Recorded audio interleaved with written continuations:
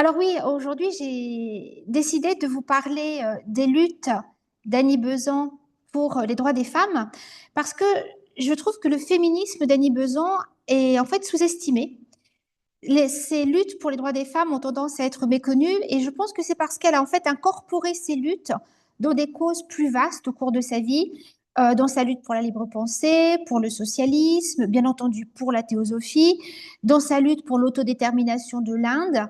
Et c'est parce que Besant, en fait, voyait bien que la discrimination à l'égard des femmes découlait de systèmes beaucoup plus vastes et que ces systèmes eux-mêmes devaient être réformés. Mais en fait, Besant a quand même souvent écrit et parlé, en particulier des victoriennes, discriminées par la loi, qui n'avaient pas accès à l'information sur le contrôle des naissances, à qui les universités refusaient de décerner des diplômes. Elle a également aidé les indiennes, victimes de certaines traditions patriarcales, et elle a bien sûr demandé le droit de vote des femmes en Grande-Bretagne comme en Inde.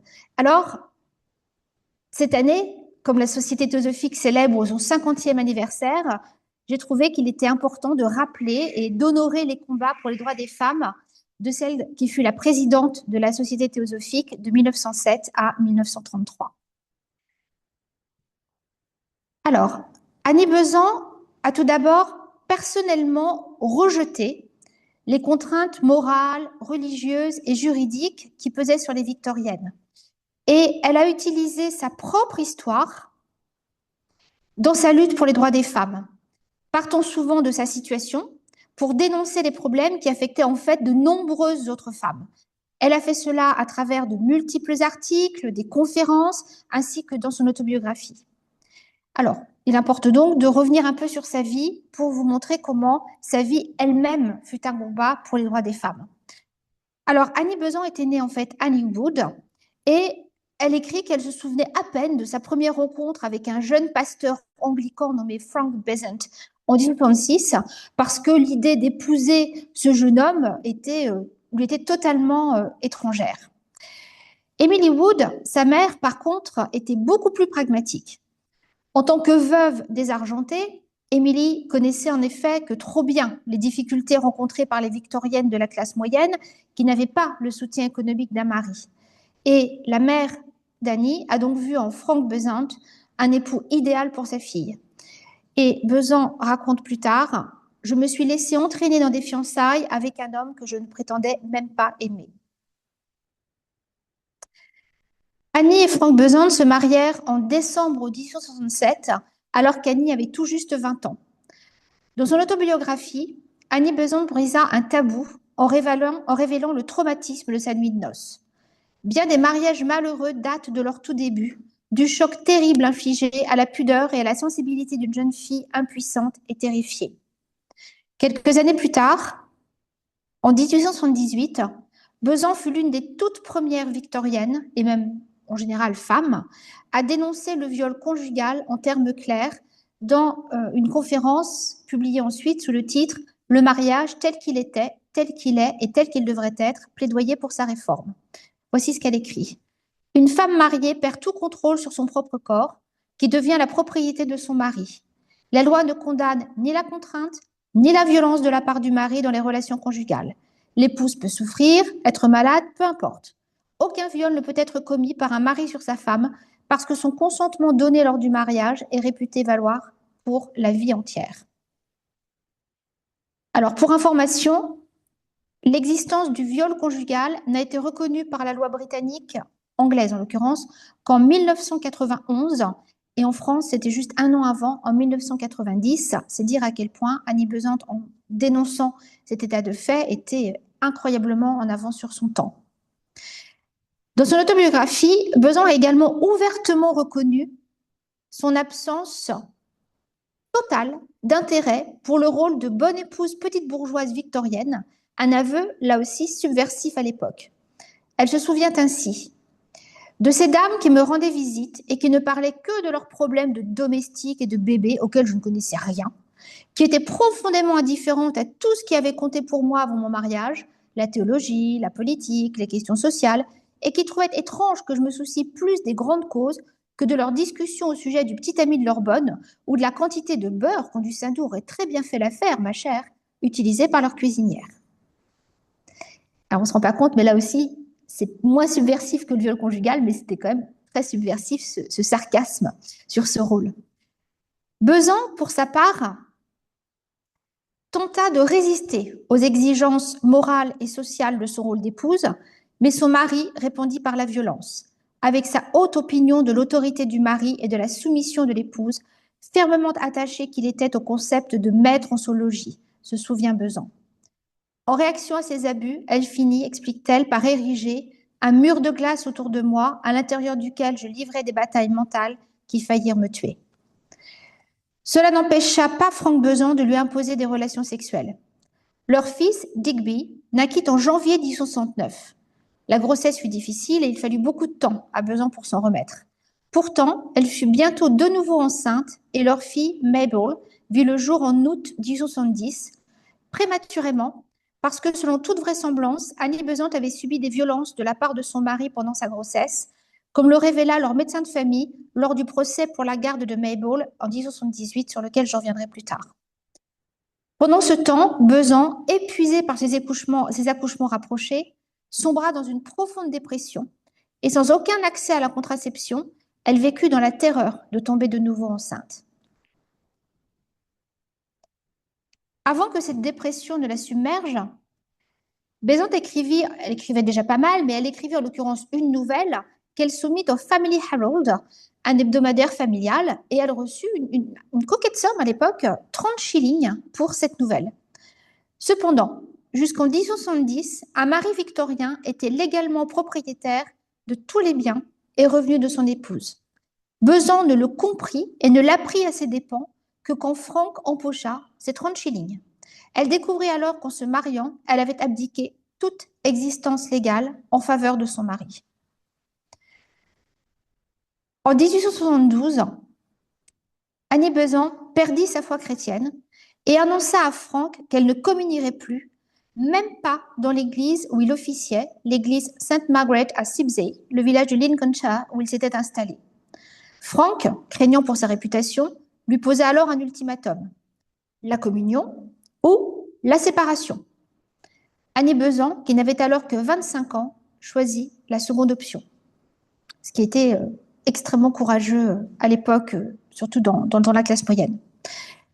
Sur les conseils de son frère, Henry Wood, qui était au courant des violences conjugales que sa sœur avait subies, Annie Besant négocia une séparation légale. Le divorce était en effet impossible parce qu'il ne pouvait à l'époque être prononcé qu'en cas d'adultère. Il n'y avait pas eu d'adultère au sein de ce couple. Toutefois, grâce à la récente loi de 1870 sur les biens des femmes mariées, qui leur redonnait leurs droits en cas de séparation légale, Annie Besant put au moins se libérer de l'emprise économique de son mari et récupérer son existence légale. À une exception près, elle était toujours légalement mariée à Frank et ce jusqu'à la mort de celui-ci en 1917, ce qui impliquait deux choses. Premièrement, Annie Besant ne put jamais se remarier. Et deuxième chose, elle fut obligée de conserver son nom d'épouse. À l'époque, le nom d'épouse remplaçait totalement le nom de jeune fille. Néanmoins, elle en modifia la prononciation en déplaçant l'accent tonique de la deuxième à la première syllabe. C'est-à-dire qu'en fait, en anglais, elle avait épousé Frank Besant et après la séparation, elle demanda à être appelée Annie Besant de manière à ce que son nom rime avec pleasant, expliquait-elle. Petit moyen d'affirmer quand même cette séparation. Quant à leurs enfants, une autre loi récente permettait aux femmes séparées de leur mari, mais jugées innocentes de cette séparation, de demander la garde de leurs enfants de moins de 16 ans. Leur permettait de demander, pas forcément d'obtenir. Besant obtint la garde de la petite Mabel, mais son fils, Digby, fut obligé de rester avec son père, et Besant n'obtint un droit de visite que d'1 mois par an. Et tout cela, on le sait parce qu'elle l'a raconté de manière à dénoncer également ces choses. Et d'ailleurs, il n'est pas surprenant qu'en 1874, Besant consacre sa toute première conférence publique au statut politique des femmes, c'était le titre de cette conférence, avec des arguments contre les discriminations civiques et juridiques imposées aux femmes, arguments inspirés de son expérience personnelle, mais qu'elle savait désormais partager par de nombreuses femmes. Et de façon hautement symbolique, Besan racontait avoir trouvé sa voie de conférencière dans un lieu alors exclusivement masculin, la chaire de son mari pasteur. Seule dans la grande église silencieuse, je n'oublierai jamais le sentiment de puissance et de joie, mais surtout de puissance, qui m'envahit lorsque je fis résonner ma voix dans la nef. Après avoir effectué un travail de recherche impressionnant sur le statut juridique des femmes mariées, Besan détailla ses conclusions en 1878 dans ce texte que j'ai déjà mentionné, Le mariage tel qu'il était, tel qu'il est et tel qu'il devrait être. Elle dénonce le fait que, comme elle l'avait découvert à ses dépens, en se mariant, les victoriennes abdiquaient leur existence légale. Besan demande alors aux hommes, d'un ton provocateur dans ce texte, « Reconnaissez-vous donc que vous rendez la vie domestique si morne et ennuyeuse que vous n'osez ouvrir la porte de la cage de peur que la captive ne s'en échappe ?» Mais le féminisme de Besan était avant tout un appel à l'égalité des sexes et elle considérait le mariage idéal comme un partenariat. Le mariage ne devrait pas plus affecter la position d'une femme que celle d'un homme et ne devrait comporter aucune sorte d'incapacité légale. Le mariage doit être un contrat entre égaux et non un lien d'obligation entre maître et servante.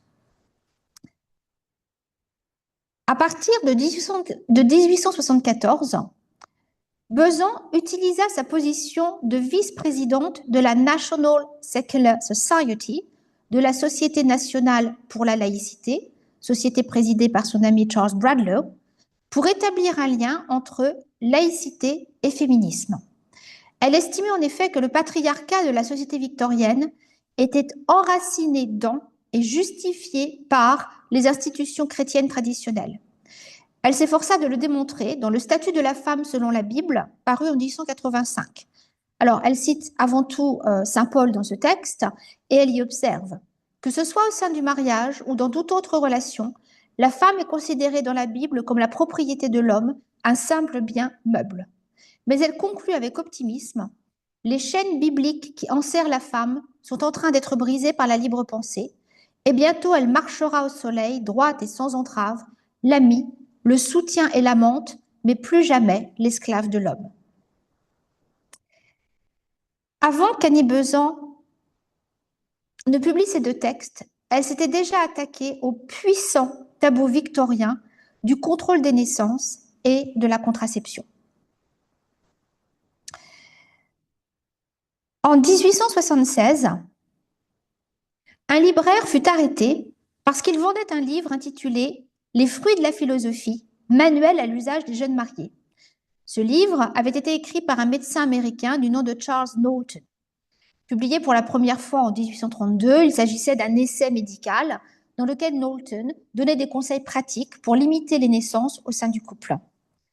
L'ouvrage était publié en Grande-Bretagne depuis des années par Charles Watts, qui était également l'imprimeur de la National Secular Society, et donc Watts se tourna vers Besan pour obtenir des conseils suite à cette arrestation et à cette censure.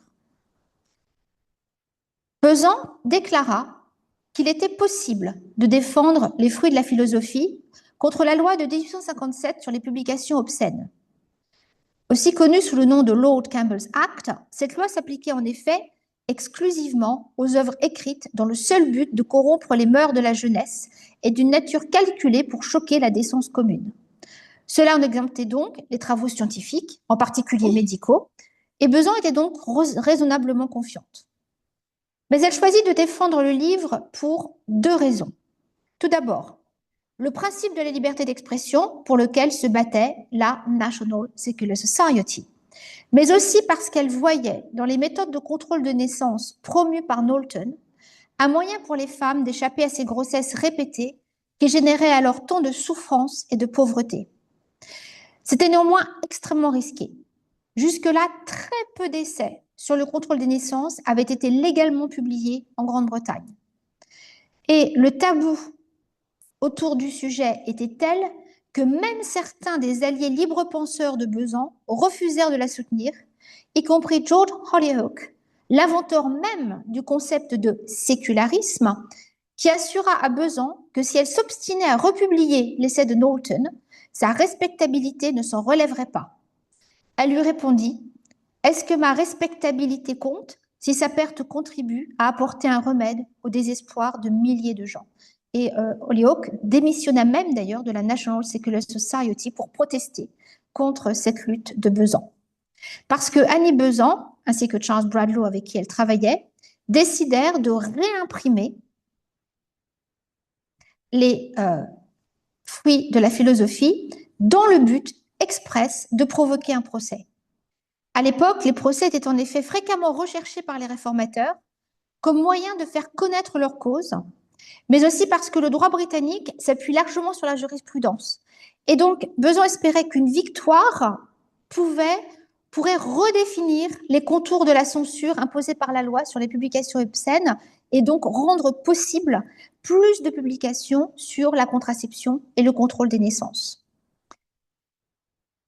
En avril 1877, Besant et Bradlaugh furent donc arrêtés et officiellement inculpés de corrompre les mœurs de la jeunesse et d'inciter à des pratiques indécentes, obscènes, contre nature et immorales. Rien que ça. Ils travaillèrent à bâtir leur défense avec des témoins en faveur de l'information sur le contrôle des naissances. Ils écrivirent ainsi à Charles Darwin, par ailleurs, père de 10 enfants. Mais Darwin leur répondit « Je crois que de telles pratiques contraceptives conduiraient au déséquilibre mental des femmes et détruiraient la chasteté dont dépendent les liens familiaux. Or, l'affaiblissement de ce lien serait le plus grand de tous les maux possibles pour l'humanité. » Je vous laisse imaginer la déception de Besant et Bradlaugh à cette réponse. Alors, ils trouvèrent quand même des alliés et des gens qui acceptèrent de venir témoigner en leur faveur, en particulier Alice Vickery. Alice Vickery était la première Britannique à décrocher son diplôme de pharmacienne et elle vint témoigner en leur faveur avec son compagnon, qui lui-même était médecin, Charles Drysdale, qui témoignèrent en faveur du livre de Knowlton pendant le procès.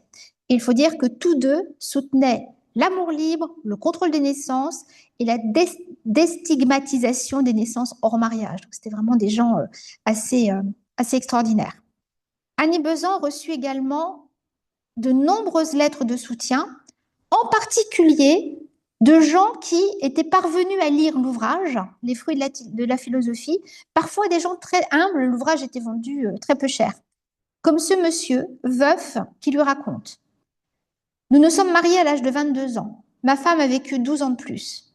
Durant notre mariage, elle a eu 4 bébés, 2 autres bébés morts-nés et fait 9 fausses couches. On habitait Dunfermline. Je travaillais 14 heures par jour pour 8 ou 10 shillings par semaine.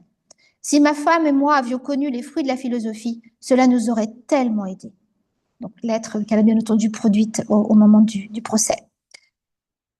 Le procès se tint dans la Court of Queen's Bench, un tribunal dépendant de la Haute Cour de justice est situé dans le palais de Westminster.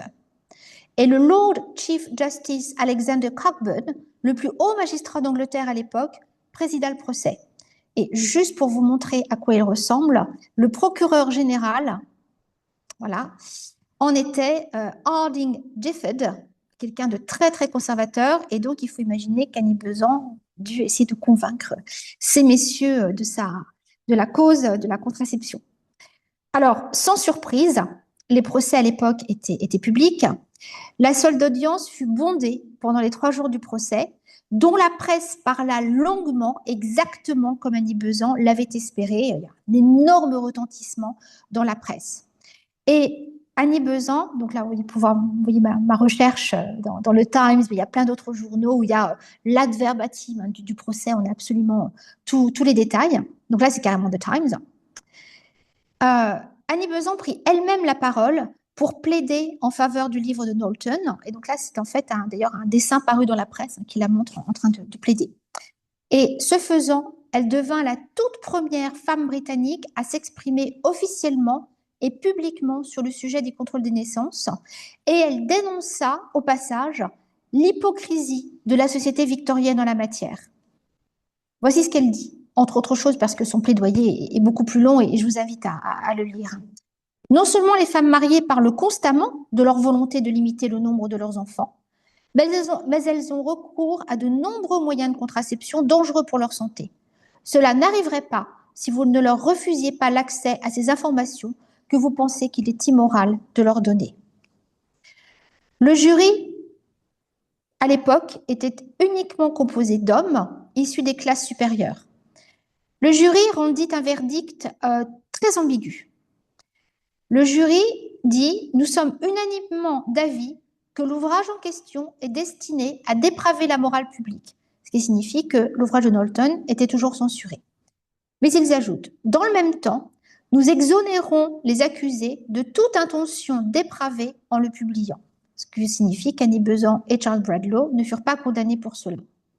Alors, ils ne pouvaient plus publier l'ouvrage de Knowlton, qu'à cela ne tienne, Besant décida de publier son propre ouvrage sur le contrôle des naissances, intitulé The Law of Population, la loi de la population, vendu seulement 6 pence, donc très peu cher. De façon intéressante, son livre était explicitement destiné aux femmes, car, déclara-t-elle, en se souvenant sans doute de sa propre situation de jeune épouse, la méconnaissance totale de leur propre corps, censée protéger la chasteté et la pudeur féminine, rend nécessaires ces explications préliminaires sur le fonctionnement de la matrice et sur le processus de fécondation. Besant détaille dans cet ouvrage, sur 4 pages, comment utiliser les moyens de contraception disponibles à l'époque à l'insu d'un partenaire masculin. C'est-à-dire qu'elle ne parle pas du préservatif qui existait, parce que le préservatif est utilisé par les hommes, elle ne parle que des moyens de contraception que les femmes peuvent utiliser sans que leur partenaire le sache. Et elle dit, les moyens de contraception les plus fiables sont ceux qui bloquent le passage vers l'utérus. Parmi ceux-ci, les tablettes vaginales solubles, le diaphragme en caoutchouc et l'éponge imbibée de spermicide. Ils ont l'énorme avantage d'être entièrement sous le contrôle de la femme et d'être indétectables. Et ce qui est remarquable, c'est que cet ouvrage-là, lui, n'a pas été censuré. Besant, il faut dire, était quand même prudente. Elle faisait ainsi une distinction très claire entre contraception et pratique abortive, parce que l'avortement à l'époque était un crime dans la loi victorienne. Mais en fait, elle en fait un argument en faveur de la contraception, disant prévenir la conception est certainement bien mieux que de recourir à l'avortement. Et elle ajoute toutefois que l'avortement est acceptable lorsque la vie de la mère est en jeu. Au-delà des préoccupations de santé, Besant espérait aussi qu'avoir moins d'enfants laisserait aux femmes le temps et l'énergie de développer leur intellect et de s'épanouir au-delà de ce qu'elle décrivit un peu plus tard dans un autre ouvrage comme la notion radicalement fausse de sphère féminine. Son ouvrage, La loi de la population, fut traduit en suédois, en danois, en français, en allemand, en italien et en néerlandais. Et rien que pour la version anglaise, il s'en écoula 175 000 exemplaires avant 1891. Mais en 1891, à la suite d'une promesse faite à Blavatsky qui venait tout juste de mourir, Besant retira l'ouvrage de la circulation et le remplaça par Theosophy and the Law of Population, la théosophie et la loi de la population, dans lequel elle recommandait la maîtrise des instincts sexuels et la chasteté à la place des moyens de contraception dont elle avait fait précédemment la promotion. Alors, cela lui fut beaucoup reproché, mais de toute façon, c'était son réel enthousiasme. Elle n'a pas prolongé très longtemps, en fait, ce changement. Et on le sait parce que en 1927, Besant accepta d'être l'invité d'honneur du dîner organisé pour célébrer le 50e anniversaire du procès Knowlton. Et dans le discours qu'elle a prononcé à cette occasion, elle se réjouit du fait que la Chambre des Lords vient tout juste à l'époque d'approuver la mise en place de dispensaires dans les quartiers pauvres où les femmes mariées peuvent obtenir des informations sur le contrôle des naissances. Et elle remarque également avec satisfaction que le taux de natalité a été réduit de moitié en 50 ans en Grande-Bretagne. Et se souvenant du procès Knowlton, elle conclut « Lorsque je terminais ma plaidoirie par ces mots, l'histoire jugera que nous avons eu raison, quel que soit votre verdict, je ne m'attendais pas à le voir de mon vivant. » Alors, le procès eut toutefois une conséquence tragique pour elle. Le procès encouragea son mari, Frank Besant, à demander la garde de leur fille Mabel, alors âgée de 7 ans. Cela donna lieu à un nouveau procès qui eut lieu en mai 1878. Une fois de plus, Annie Besant assura sa propre défense. Frank, pour sa part, assista même pas au procès. Mais ses avocats plaidèrent que si Mabel était élevée par sa mère, elle serait, je les cite, ostracisée dans cette vie et damnée dans l'autre. Et le juge se rangea de leur avis, affirmant, en parlant de Besant, qu'aucune femme chaste ne s'associerait à celle qui répand parmi son sexe un savoir visant à limiter le nombre de leurs enfants, et il lui retira la garde de Mabel. Alors, Annie Besant, là encore, a rendu le verdict public, a écrit sur ce procès et a utilisé son cas personnel pour dénoncer les préjugés sexistes qui régissaient la garde des enfants des couples séparés. Alors, les choses, par contre, se terminèrent bien parce que Mabel, comme son frère Digby, firent tous deux le choix de retourner avec leur mère dès qu'ils le purent. Et en fait, Mabel n'était même pas majeure lorsqu'elle a choisi de le faire. Et tous deux furent ensuite théosophes, se sont joints à la théosophie. Alors, à la suite de ces deux procès, Annie Besant, qui avait déjà de vastes connaissances en matière juridique, envisagea d'étudier le droit afin de devenir elle-même avocate. Mais jusqu'en 1919, les Anglaises n'étaient pas autorisées à passer le barreau. Cette déconvenue la mena donc vers une nouvelle lutte, celle de l'accès des femmes à l'enseignement supérieur, en commençant une fois de plus par sa propre situation, qu'elle relata dans des articles, puis dans son autobiographie. En 1878, l'Université de Londres fut la première en Grande-Bretagne à admettre les étudiantes sur un pied d'égalité avec les étudiants, et Annie Besant fut l'une des toutes premières femmes à s'y inscrire, après avoir passé et réussi les 5 examens d'entrée, dont un en mathématiques. Et elle débuta une licence de sciences à l'Université de Londres en 1879. 3 ans plus tard, en 1882, Besant avait obtenu la plupart de ses examens avec félicitations, se réjouissant d'ailleurs que lorsque des étudiants étaient en concurrence avec des étudiants, elles ont remporté une grande partie des prix, dit-elle avec fierté. Ce fut alors que l'administration de l'Université de Londres commença à l'empêcher de poursuivre ses études et de passer les derniers examens de licence. À l'automne 1882, comme elle le rappelle dans son autobiographie, quand j'ai demandé la permission d'aller étudier au jardin botanique de Regent's Park, le conservateur me l'a refusé, sous prétexte que ses filles y étudiaient également, tant il craignait que la réputation de Besant n'entache celle de ses filles. Rosa Morrison, la surintendante de l'université, à qui Besant alla se plaindre, répondit évasivement qu'il y avait effectivement quelques préjugés contre elle, mais elle refusa d'en dire plus. Dans une correspondance privée, toutefois, Morrison fit explicitement référence au procès Knowlton. En fin de compte, en mai 1883, le Conseil de l'Université de Londres renvoya officiellement Besant, tout en refusant d'expliciter et de justifier sa décision. Presque 30 ans plus tard, en 1912, Frederick Pollock, qui enseignait à l'université lorsque Besant y étudiait, expliqua qu'elle en avait été renvoyée, je le cite, en partie à cause du risque supposé que Madame Besant pourrait se lancer dans une propagande en faveur de ses opinions parmi les étudiants, mais surtout par crainte que ces opinions ne déplaisent au public au point d'éloigner les étudiants des cours auxquels Madame Besant assistait et de faire ainsi perdre des frais de scolarité à l'université. Il est donc clair que l'Université de Londres craignait que la répétition de Besant suite au procès Knowlton ne ternisse celle de l'université elle-même si Besant y obtenait son diplôme de licence. Et comme cela touchait au tabou de la sexualité, l'université ne pouvait s'en justifier publiquement.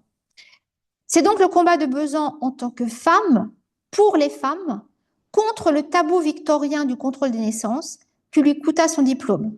Et sans le vouloir, Besant avait révélé les limites de l'égalité des sexes proclamées par l'Université de Londres, et elle le dénonça d'ailleurs ensuite dans de multiples articles. Il est à noter qu'à la fin de sa vie, Besant porta toujours fièrement le titre honorifique de docteur de l'université hindoue de Bénarès, décerné en 1921, titre honorifique donc, et elle avait été tout aussi fière 10 ans auparavant, en 1911, lorsque Louis Liard, alors recteur de l'Université de Paris, l'avait invité à donner une conférence sur Giordano Bruno dans le grand amphithéâtre de la Sorbonne, 5 ans seulement après que Marie Curie soit devenue la première femme professeure d'université en France. Donc, belle revanche de la part d'Annie Besant. Alors, Annie Besant rejoignit le mouvement socialiste en 1885. Et il est significatif que le combat le plus connu de Besant, en tant que socialiste, ait été en faveur de jeunes travailleuses. Lorsque Besant eut vent des salaires et des conditions de travail des jeunes femmes qui travaillaient à l'usine d'allumettes Bryant May dans l'East End de Londres, elle décida d'aller les interviewer pour l'hebdomadaire socialiste The Link qu'elle avait lancé quelques mois auparavant. Elle y dénonça le fait que ces jeunes allumetières, vraiment très jeunes, on parle vraiment d'adolescentes et de toutes jeunes femmes, que ces jeunes allumetières travaillaient jusqu'à 14 heures par jour pour moins de 5 shillings par semaine, alors que le salaire ouvrier hebdomadaire à l'époque était d'environ 18 shillings, qu'elles ne recevaient même pas leur plein salaire à cause de tout un système d'amendes pour des choses aussi futiles que faire tomber des allumettes, aller aux toilettes sans permission ou simplement bavarder entre elles. Besant dénonça également les abus physiques subis par les jeunes femmes de la part des contremaîtres. Alors, elle ne parle pas d'abus sexuels, sans doute pour ménager son lectorat, mais la façon dont elle en parle laisse sous-entendre que, clairement, il y a également des abus sexuels. Elle révèle enfin à ses lecteurs et ses lectrices que le phosphore utilisé pour fabriquer les allumettes provoquait une nécrose de l'os de la mâchoire de ces jeunes allumetières qui les défigurait. Et si vous regardez la photo là, de ces jeunes femmes, on peut voir que certaines sont déjà affligées de cette nécrose, qui était horriblement douloureuse et qui pouvait même être fatale. Et c'était totalement scandaleux parce qu'il existait déjà un autre type de phosphore, utilisé en particulier en Norvège, qui ne provoquait pas cette maladie. Brandon May réagirent à l'article de Besant en tentant de forcer leurs ouvrières à signer une déclaration indiquant qu'elles étaient satisfaites de leurs conditions de travail. Celles qui refusèrent furent renvoyées et à la suite de cela, la totalité des 1400 ouvrières se mirent en grève. Le lendemain, les allumetières vinrent en délégation demander l'aide de Besant, non seulement parce que son article était à l'origine de leur mouvement, mais parce qu'elle était alors une figure connue de la lutte sociale. Besant organisa une caisse de grève, lança une campagne de boycott des allumettes Bryant May. Et il faut savoir que lancer une campagne de boycott, ça équivaut également à s'adresser aux femmes, parce que à l'époque, c'était les femmes qui étaient en charge du budget de la maison.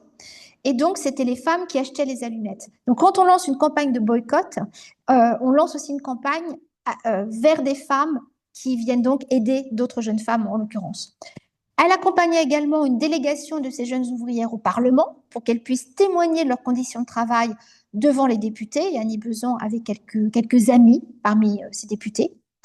Et 3 semaines plus tard, après 3 semaines de grève, Bryant May capitulèrent. Ils réembauchèrent les jeunes femmes licenciées. Ils mirent fin au système d'amende. Un réfectoire fut créé pour que les allumetières mangent en dehors des émanations de phosphore, parce que c'était une des raisons de la nécrose de la mâchoire. Et Annie Besant aida ensuite ces jeunes femmes à organiser leur propre syndicat. Et donc là, on la voit avec un certain nombre de ces allumetières qui faisaient partie du comité de grève et qui après furent très impliquées dans ce syndicat. Elle est avec Herbert Burroughs, qui était également socialiste et qui était lui déjà théosophe à l'époque, qui est un des liens entre Annie Besant et la théosophie. Grâce à la campagne de Besant, le conflit du travail chez Bryant May fut la première grève de travailleuses non qualifiées à obtenir l'attention de la presse nationale et de l'opinion publique, et la presse comme l'opinion publique furent largement favorables à ces jeunes femmes. Et la plupart des historiens, des historiennes pensent que leur victoire a ensuite inspiré les dockers du port de Londres à se lancer dans leur propre grève massive l'année suivante, grève également victorieuse et également soutenue par Besant. Et j'ai rencontré une historienne qui explique bien que ces toutes jeunes femmes ayant gagné, dockers du port de Londres se sont dit, il n'y a pas de raison, si elles y arrivent, on doit y arriver aussi. Mais c'est donc ces jeunes femmes qui ont lancé ces vastes mouvements de grève des années 1880.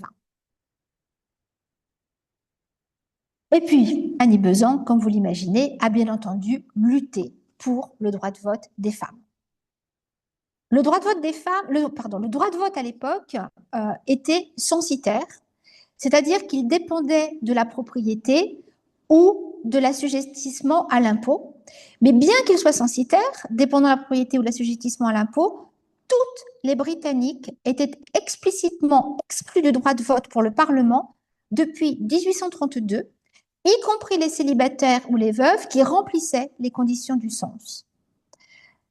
Dès 1874, soit plus de 30 ans avant les suffragettes, dans sa toute première conférence publique sur le statut politique des femmes, Besant exigeait que le fait d'être une femme cesse d'être une disqualification.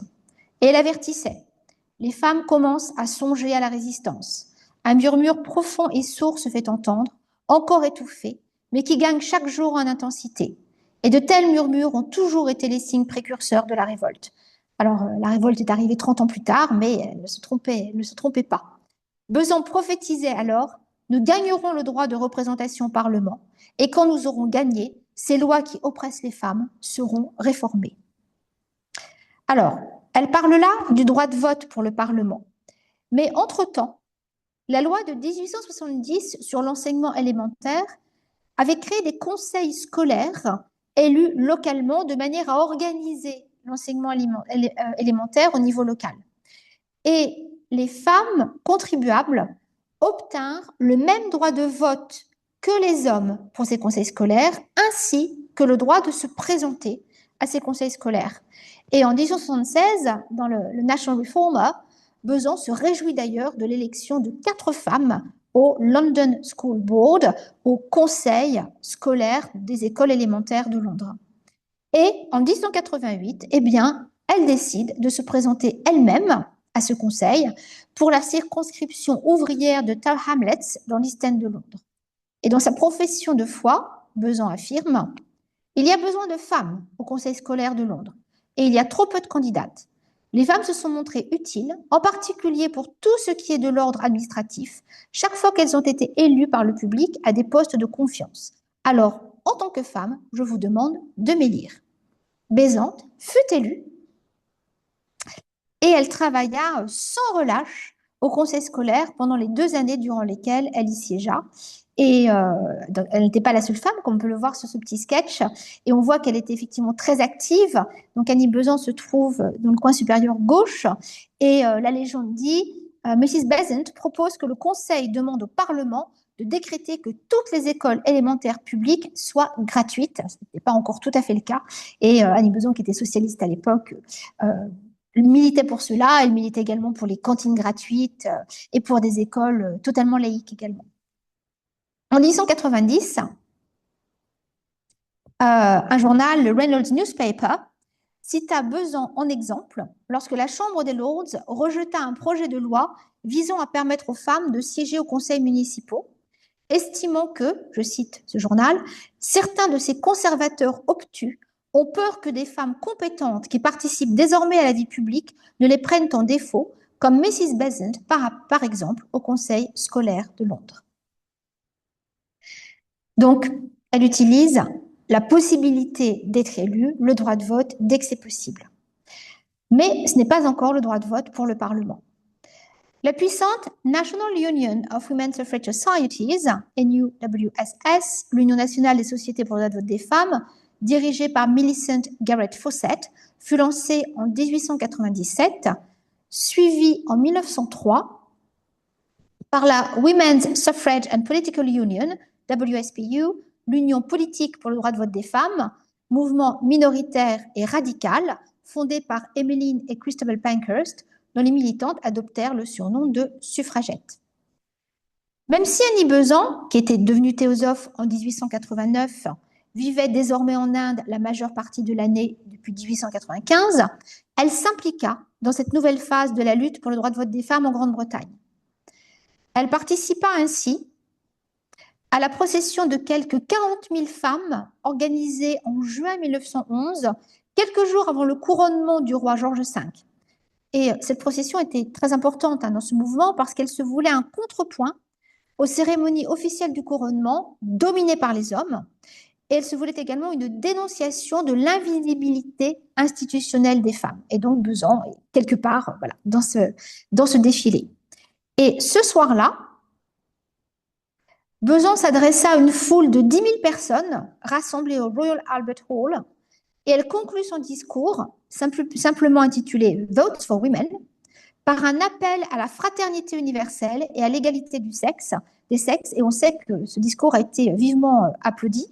Donc voici sa conclusion. Pensez-vous que nous sommes ici ce soir pour soutenir un mouvement de femmes? Ce n'est pas un mouvement pour les droits des femmes, c'est un mouvement pour les droits humains. Les hommes et les femmes ne peuvent être séparés en deux classes distinctes. Il n'y a qu'une seule humanité. L'année suivante, en 1912, Besançon n'hésita pas à défendre le militantisme des suffragettes dans une lettre ouverte publiée dans le Times du 12 mars 1912 intitulée « Plaidoyer pour le militantisme ». Elle expliquait que seul le droit de vote permettrait aux femmes d'améliorer leurs conditions, en particulier économiques, et elle condamna la répression des suffragettes, envoyées en prison et nourries de force lorsqu'elles se mettaient en grève de la faim. Et dans cette lettre, elle s'exclame avec des souvenirs sans doute personnels très douloureux, « Pourquoi ne punissez-vous pas aussi sévèrement ceux qui battent leurs femmes ?» Comme Emmeline Pankhurst était elle-même en prison, ce fut Annie Besant qui prit de nouveau la parole lors du grand rassemblement organisé par les suffragettes, de nouveau au Royal Albert Hall en avril 1912. Et elle défendit une fois de plus publiquement leur militantisme. En février 1918, le suffrage parlementaire fut accordé, mais fut accordé uniquement aux femmes britanniques de plus de 30 ans, dont la valeur locative annuelle du logement était d'au moins 5 livres, ou pour celles qui étaient diplômées de l'université. Les femmes furent toutefois également autorisées à se présenter aux élections législatives. Le Parti travailliste, dans les rangs duquel Annie Besant comptait des amis, parfois théosophes d'ailleurs, il y avait un certain nombre de théosophes parmi les travaillistes à l'époque, la contacta afin qu'elle candidate sous leur étiquette. Annie Besant accepta d'être candidate pour la première élection législative d'après la Première Guerre mondiale, mais en raison de ses activités militantes en Inde, pour l'autodétermination de l'Inde, où elle se trouvait alors, les autorités britanniques ont intercepté son télégramme d'acceptation et sa réponse est arrivée hors délai, elle n'a donc pas pu se présenter à ces élections. Le suffrage universel, à l'époque, pour tous les hommes et les femmes britanniques de plus de 21 ans, fut finalement voté en 1928 et Besant, alors âgé de plus de 80 ans, se joignit aux célébrations à Londres qui suivirent l'adoption du projet de loi. Alors, on arrive à présent au sujet qui, j'imagine, vous intéresse particulièrement, c'est-à-dire la théosophie d'Annie Besant. Et personnellement, je considère que cette théosophie, telle en particulier, pas redéfinie bien entendu, mais telle qu'envisagée par Annie Besant, a constitué un refuge spirituel pour les femmes. En fait, l'adhésion de Besant à la théosophie en 1889 était dans la logique de ses engagements pour les droits des femmes. Comme elle, d'autres victoriennes, en quête de spiritualité, avaient rejeté le patriarcat des églises chrétiennes traditionnelles pour se tourner vers la théosophie. Or, effectivement, non seulement la société théosophique avait été lancée et théorisée par une femme, Helena Blavatsky, mais le premier objet de la société était d'œuvrer à former un noyau de la fraternité universelle de l'humanité, sans distinction de race, de croyance, de sexe, de caste ou de couleur. Pour cette raison, l'historienne Olive Banks estime qu'environ 10% des femmes britanniques qui ont activement lutté pour les droits des femmes ont été théosophes à un moment ou un autre entre les années 1890 et 1930. 10%, c'est une proportion bien entendu beaucoup plus élevée que dans le reste de la population, ce qui montre qu'il y avait véritablement un pouvoir d'attraction de la société théosophique vers ces féministes militantes. Et l'historienne Joy Dixon a pour sa part étudié les registres d'adhésion à la section anglaise de la Société théosophique.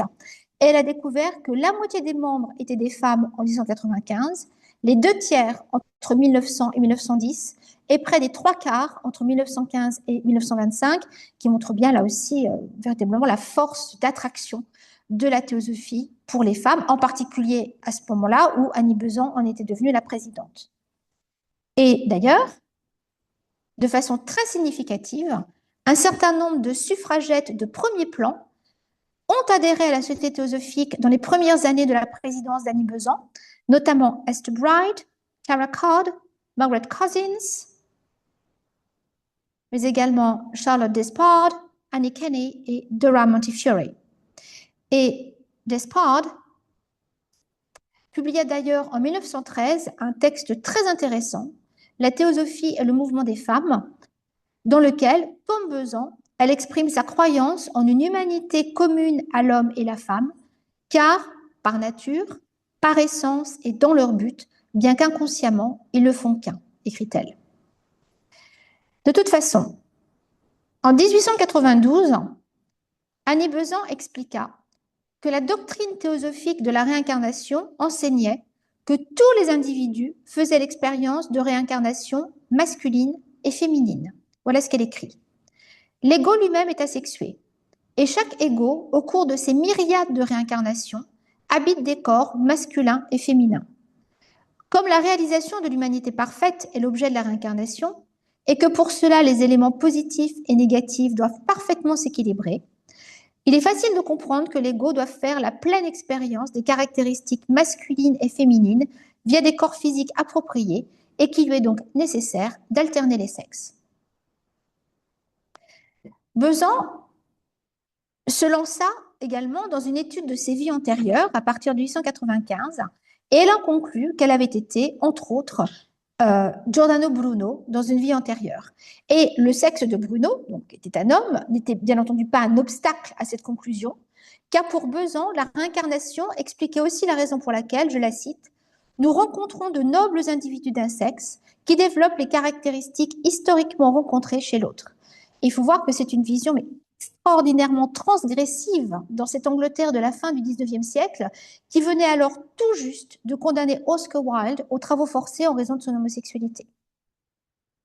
Donc, véritablement, un combat totalement d'avant-garde. Alors, en marge de la théosophie, Annie Besant lutta également pour que la franc-maçonnerie s'ouvre aux femmes. En 1902, Besant fonda la première loge franc-maçonnique mixte britannique appelée l'Universal Order of Co-Freemasonry, l'ordre universel de la franc-maçonnerie mixte à Londres. Elle s'inspirait d'une loge appelée le droit humain, loge mixte fondée en 1892 par la libre penseuse française Maria de Rennes. La théosophe Francesca Arundel avait été la première Britannique à être initiée dans cette loge du droit humain lors d'un séjour à Paris, bientôt suivie par Annie Besant et par Charlotte Despard. L'ordre universel de la franc-maçonnerie mixte de Besant admettait les femmes sur un pied d'égalité avec les hommes.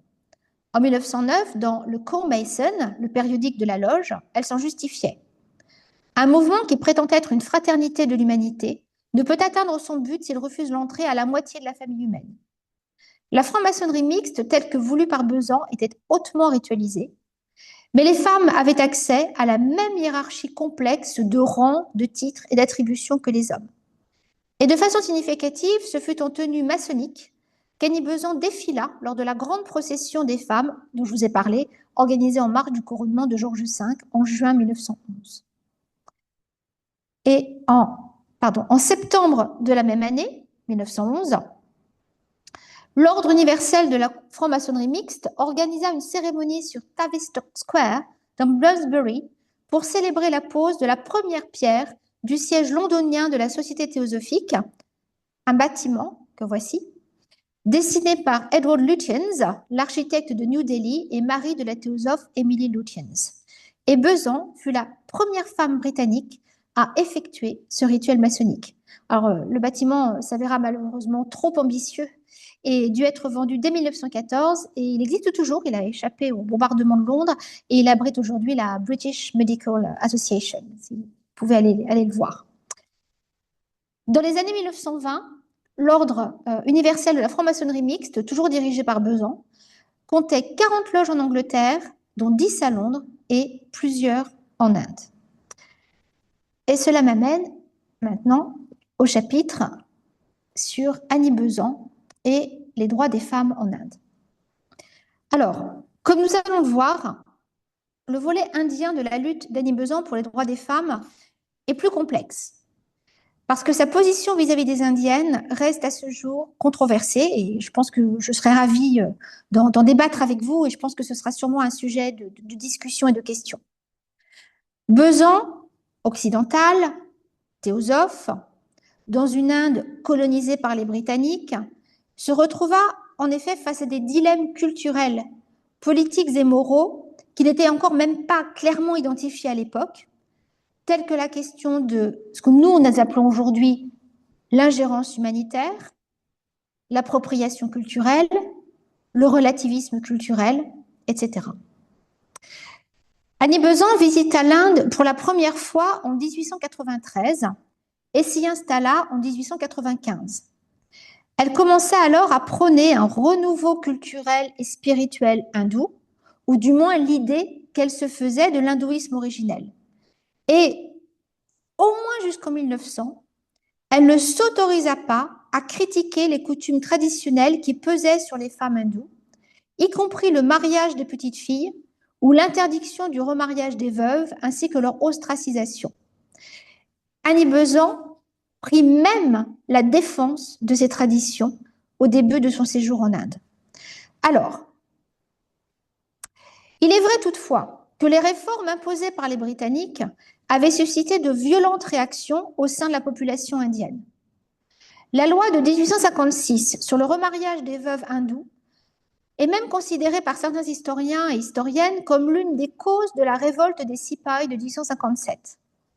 De même, la loi de 1891 sur l'âge du consentement sexuel, qui portait de 10 à 12 ans cet âge pour les jeunes indiennes, alors qu'il était de 16 ans pour les jeunes filles britanniques, quand même, il faut le savoir, avait été contestée non seulement par les hindous traditionnalistes, mais aussi par certains des indépendantistes indiens les plus radicaux, opposés à toute forme d'ingérence coloniale. Par ailleurs, les missionnaires chrétiens usaient, non sans hypocrisie, de l'argument de la condition féminine en Inde pour justifier leur rejet de l'hindouisme présenté comme barbare et primitif.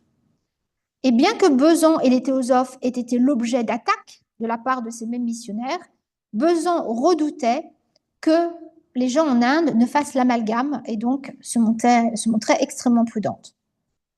Toutefois, les opinions qu'Annie Besant exprima à l'égard de la condition des Indiennes allèrent souvent au-delà de la simple prudence pragmatique, en tout cas au début. En 1894, elle tenta de justifier son opposition aux réformes en faveur des Indiennes par ce que l'on appellerait aujourd'hui donc le relativisme culturel. Les coutumes varient énormément d'une région de l'Inde à une autre, et la question de la condition de la femme y est bien plus compliquée que ce que les réformateurs britanniques sont enclins à penser. En fait, les hindous regardent avec désapprobation les us et coutumes des Européennes et considèrent que l'idéal occidental de la féminité est bien inférieur au leur. Le Women's Signal, un journal féministe anglais, rapporta les propos de Besant et exprima sa déception, rappelant l'importance des luttes féministes de Besant que Besant avait menées jusqu'alors, en tout cas en Grande-Bretagne. Mrs. Besant, qui dans le passé a si noblement défendu les femmes, serait plus avisée d'affronter les maux dont souffrent les Indiennes tels qu'ils existent et tels qu'elle peut les constater, et de mettre toute sa grande intelligence dans le travail de réforme de l'Orient. De plus, et c'est quand même ironique, la tolérance de Besant vis-à-vis des traditions qui opprimaient les femmes en Inde allait également à l'encontre de ce que les réformateurs indiens essayaient d'accomplir, et ils exprimèrent à leur tour des critiques à l'égard de ces prises de position. Bipin Chandrapal, qui lutta plus tard aux côtés de Besan pour l'autodétermination de l'Inde, se demanda tout d'abord de quel droit cette dame anglaise vient-elle donner des leçons sur la supériorité de la pensée hindoue. Et il la qualifia, non sans sarcasme, de missionnaire blanche hindoue.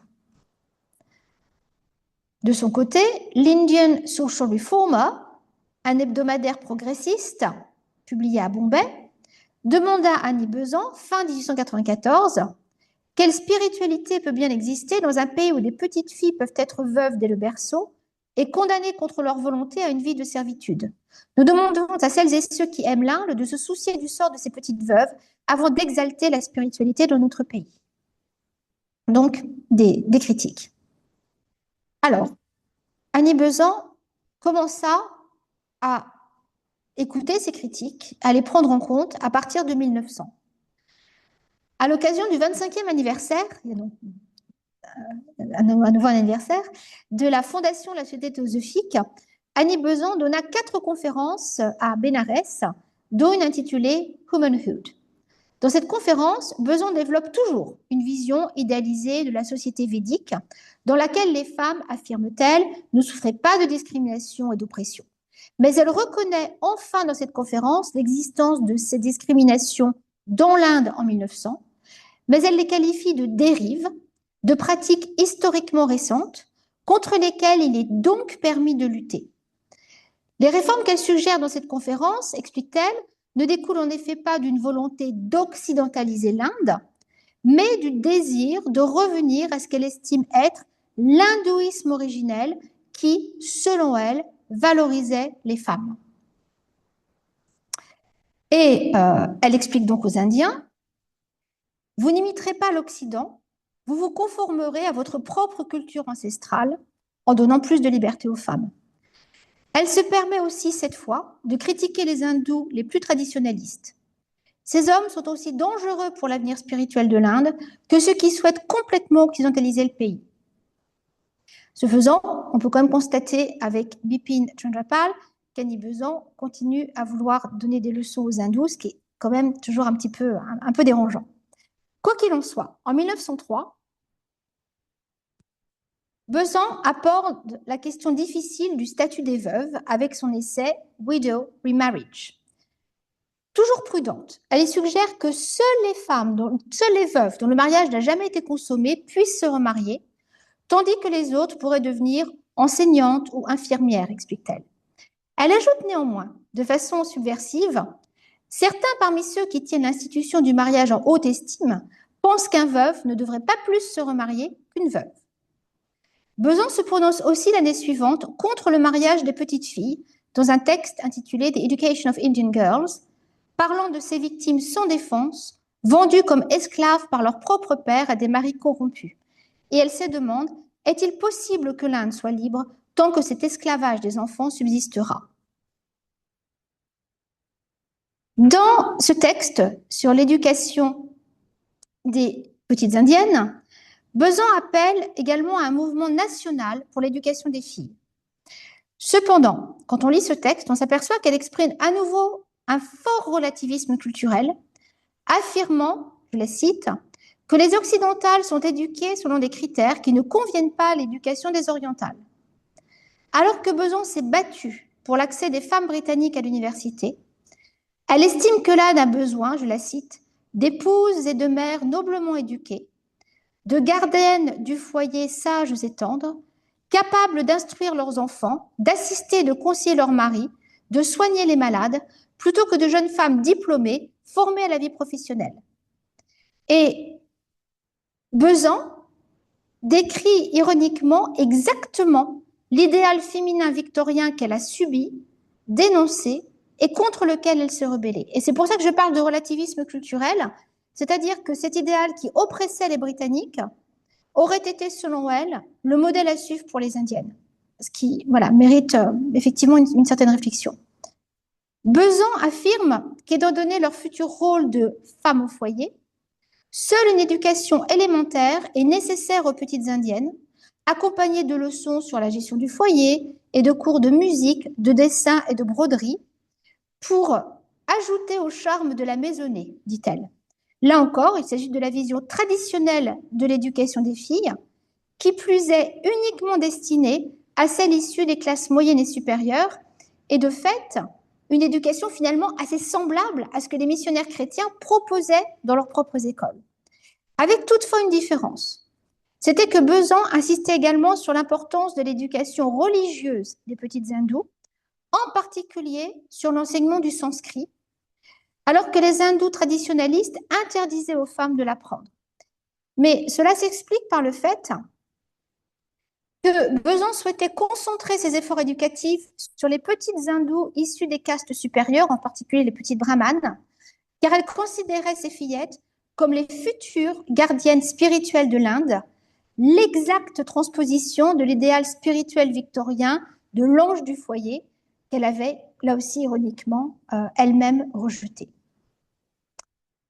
Alors, à la suite de la publication de The Education of Indian Girls, en 1904, Annie Besant, avec l'aide de la théosophe Francisca Arundel, ouvrit la Central Hindu Girls School à Bénarès pour former les petites filles à être de bonnes épouses et mères hindoues, comme l'expliquait un prospectus de l'école de 1906. L'école, élémentaire uniquement, accueillait environ 150 fillettes âgées de 5 à 10 ans. Dans cette école, l'éducation physique de ces petites filles était totalement négligée, comme le dénonça Jessie Duncan Westbrook, une théosophe et suffragette anglaise qui visitait l'école en 1910 et la compara au Boys Central Hindu College, le collège de garçons fondé par Besan en 1898. Notez d'ailleurs, pour les fillettes school, école, pour les garçons college, école secondaire. Voici ce qu'écrit Jessie Duncan Westbrook.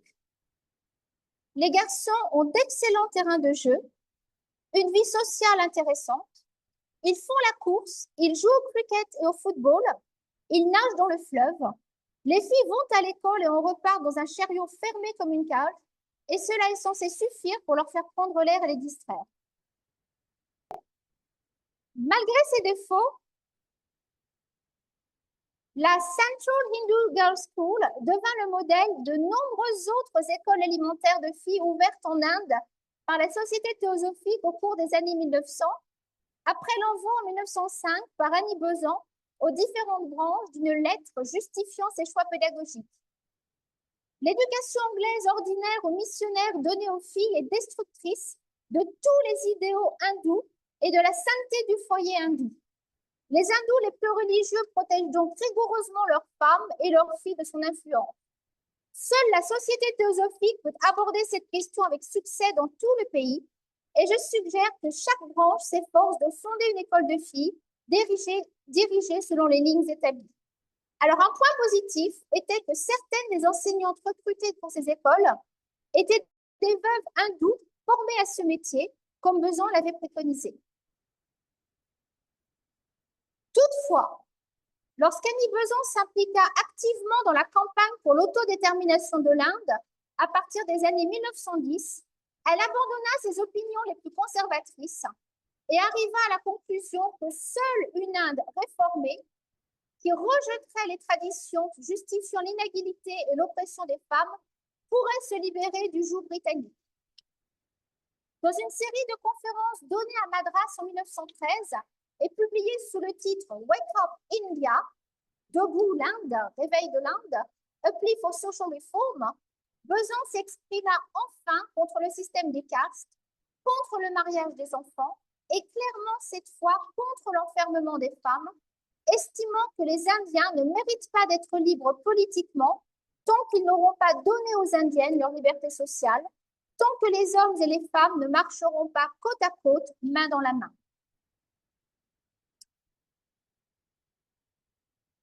Toutefois, lorsqu'Annie Besant fonda la Home Rule for India League, la Ligue pour l'autodétermination de l'Inde en 1916, au départ, elle n'inclut pas le suffrage féminin dans ses revendications, malgré les demandes répétées des théosophes féministes Dorothy Jinnarajadasa et Margaret Cousins, qui, elle d'ailleurs, était suffragette, donc qui avait lancé la Ligue pour le droit de vote des femmes en Irlande en 1908. Néanmoins, l'année suivante, en 1917, lorsque Gina Rajadasa et Cousins lancèrent la Women's India Association, l'association des femmes de l'Inde, avec Mirabai Tata et Sarojini Naidu et quelques autres, Besan en accepta la présidence. Or, les membres de la Women's India Association se donnèrent pour objectif officiel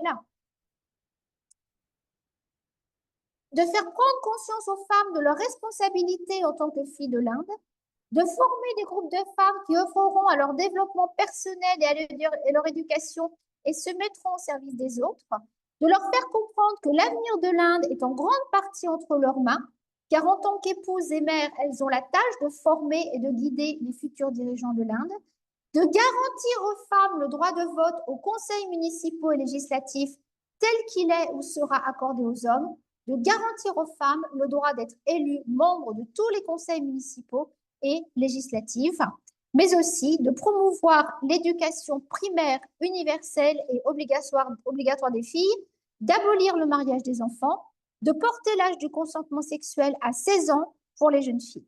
Et Annie Besant a accepté la présidence de cette association, ce qui signifiait que à ce moment-là, en 1917, elle était désormais totalement en accord avec ses objectifs. Et elle s'exprima dès lors en faveur de ces objectifs. La Women's India Association devint la plus importante des organisations de femmes indiennes, avec plus de 4000 membres et 80 sections. Et entre-temps, Besant était elle-même devenue l'un des principaux leaders du mouvement nationaliste indien, au point d'être placée en résidence surveillée par les autorités britanniques en 1917. À sa libération, en décembre de la même année, Besant fut la première femme élue à la présidence du Congrès national indien, contribuant ainsi une fois de plus par son exemple à l'émancipation des femmes. Et elle fit voter une résolution sur le droit de vote des femmes par le Congrès national indien.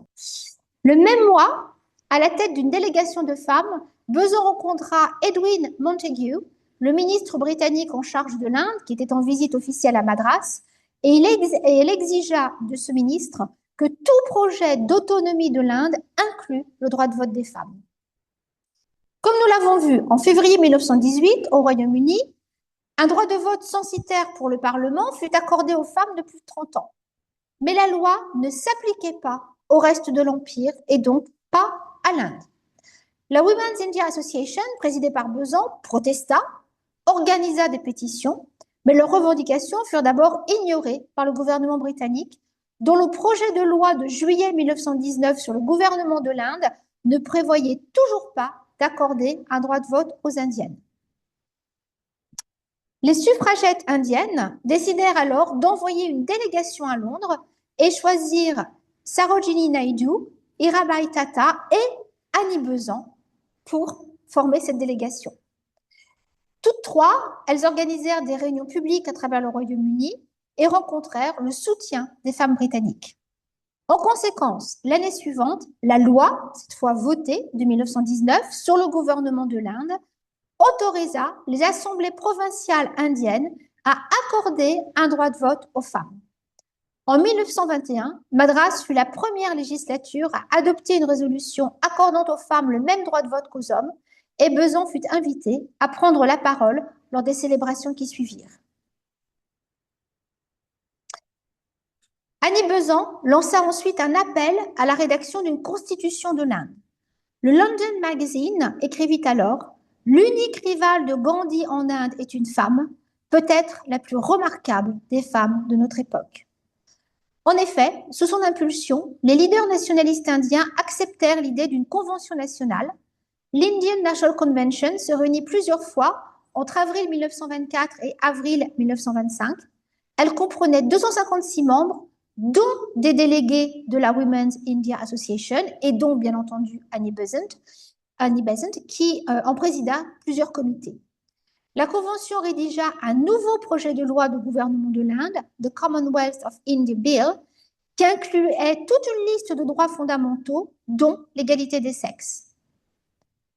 Besant se rendit de nouveau à Londres en juillet 1925 afin de confier le projet de loi à son ami féministe et théosophe, le député et futur leader travailliste George Lansbury. Mais le texte fut rejeté en première lecture par un Parlement qui était alors dominé par les conservateurs. Toutefois, le Parlement britannique permit aux assemblées législatives indiennes d'autoriser les femmes à y siéger, ce que fit Madras dès 1926, et la première femme élue fut la docteure en médecine Muthulakshmi Reddy, grâce aux efforts de la Women's India Association, dont elle était membre. En 1928, Annie Besant, alors âgée de 81 ans, fut invitée à siéger dans une nouvelle commission multipartite organisée par Motilal Nehru. Cette année-là, le New York Times l'inclut d'ailleurs dans sa série sur les Great Women playing heroic part in the life of the world today, les grandes héroïnes contemporaines. New York Times.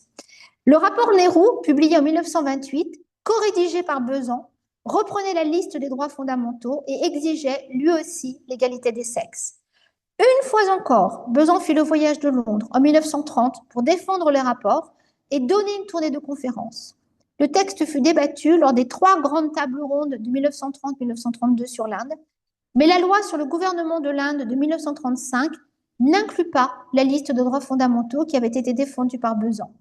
Toutefois, après l'indépendance de l'Inde, sa constitution votée en 1950 incorpora une bonne partie du rapport Nehru, dont le suffrage universel. Malgré sa vision des Indiennes longtemps conservatrice, voire traditionnaliste, ses combats ultérieurs pour le droit de vote des femmes en Inde et l'égalité des droits expliquent pourquoi de nombreuses Indiennes honorèrent la mémoire d'Annie Besant à sa mort à Madras en 1933.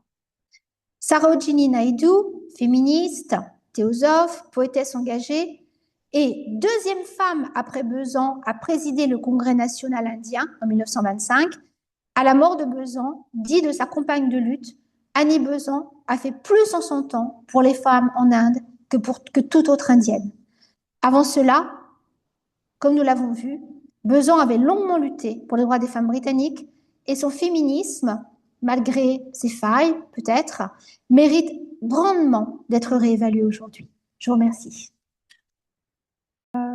Tout d'abord, Annie Besant a connu beaucoup de souffrances dans sa vie. Comment elle fait pour ne pas devenir amère? Ça, c'est une bonne question. Alors bon, je suis pas dans la tête d'Annie Besant, mais je pense que la réponse évidente, c'est que elle a transformé ses souffrances en lutte. Je ne sais pas si la personne qui a posé la question est là. Non. D'accord. Donc en fait, elle a transformé ses souffrances en lutte. C'est-à-dire qu'au lieu de garder ça pour elle, son cas individuel, je crois qu'elle a très vite compris qu'elle n'était pas la seule. Ça, c'est déjà voilà, capable de dépasser son petit ego, pas son grand ego. Je crois qu'elle a très vite compris qu'en fait, elle souffrait de son statut marital, de son statut de femme, et que cela, en fait, s'inscrivait effectivement dans un système qui était plus large, c'est ce que je disais, et que, eh bien, dans ce cas-là, il fallait se battre, il fallait changer le système, il fallait dénoncer les choses. Et je pense que elle a vraiment très vite tourné cette énergie de la souffrance en énergie constructive, qui lui a donné d'abord le courage de partir, puis le courage ensuite de partager, et jamais de partager dans le sens aussi de se mettre en valeur en avant, mais véritablement un partage de manière à faire comprendre la situation à d'autres femmes dans la même situation qu'elle, et puis après des revendications claires. Donc je pense que c'est véritablement une question de l'énergie au lieu de la tourner vers elle. Alors, il y a un moment quand même, hein, elle le dit bien, après la naissance de Mabel, qui se passe très très mal, et puis la petite est malade, et son mari est violent, elle envisage même un instant le suicide, hein, elle le dit carrément, elle a vraiment une dépression très très dure, et elle touche le fond, elle donne un coup de pied dans le fond, et finalement, elle remonte la pente, et là, à partir de ce moment-là, son énergie devient l'énergie de la lutte, du partage, de l'entraide aussi. Et en fait, elle appartient toujours à des mouvements où elle n'est pas seule, parce que la libre pensée, c'est les sécularistes, ils sont tout un groupe, les socialistes n'en parlons pas, les théosophes, c'est pareil, hein, c'est toujours des groupes. Et je pense que, voilà, je crois que l'amertume, je crois que je l'ai jamais, non, j'ai jamais vu dans ses écrits quelque chose qui ressemble à de l'amertume ou du regret, ou, non, pas vraiment, c'est pas son genre, en fait. Et l'autre question, bah, je m'y attendais un peu. Donc, pourquoi, selon vous, Annie Besant n'a-t-elle pas eu les mêmes revendications pour les femmes indiennes? Autre époque, réticence à s'opposer à notre culture. Et là, franchement, alors, j'ai pas de réponse claire à ça. C'est vraiment compliqué. Et je pense qu'en fait, finalement, c'est un dilemme devant lequel on peut nous aussi nous trouver confrontés. C'est-à-dire, alors bon, d'abord, il y a une chose évidente, c'est-à-dire qu'elle arrive en Inde et elle tombe amoureuse du pays. Il y a un peu le côté aussi, on tombe amoureux d'un pays comme d'une personne, on ne voit pas les défauts au départ. Il y a vraiment ça. Et donc, elle idéalise totalement le pays, sa spiritualité, l'hindouisme. Il y a véritablement une vision, et d'ailleurs, même au niveau théologique, hein, les théologiens disent qu'il y a des moments, elle dit des choses sur l'hindouisme qui ne sont pas vraiment exactes. Il y a vraiment, voilà, donc il y a cette idéalisation. Et puis, effectivement, il y a aussi ce problème. Qui est-on pour critiquer une autre culture? À quel moment on commence à critiquer une autre culture? À quel moment on est en train de faire de l'ingérence? C'est pour ça, alors les concepts n'existaient pas, mais surtout, c'est parce qu'ils n'existaient pas qu'elle n'est pas confrontée à ces questions-là. La question bah, de l'ingérence, quoi, de l'ingérence culturelle, de l'ingérence humanitaire, à quel moment. Et donc, il y a chez elle pendant donc jusqu'en 1900 et même pratiquement jusqu'à la Première Guerre mondiale, cette énorme hésitation qui est faite à la fois de toute façon d'idéalisation pour le pays et mais qui suis-je pour en fait voilà, donner des leçons. Et par contre, ce qui est ironique, c'est qu'il y a des Indiens qui lui disent, mais en ne donnant pas de leçons et en glorifiant une Inde très traditionnelle, d'abord, un, vous donnez des leçons finalement, et puis deux, non, non, nous, on n'est pas d'accord en fait. On veut que certaines choses évoluent. Et je pense que quand elle se rapproche de ces réformateurs, dont un certain nombre sont théosophes d'ailleurs aussi, il faut savoir que Gandhi a été théosophe, Nehru a été théosophe. Hein, donc il y a des liens très forts entre l'autonomie, la lutte pour l'autodétermination de l'Inde et la théosophie.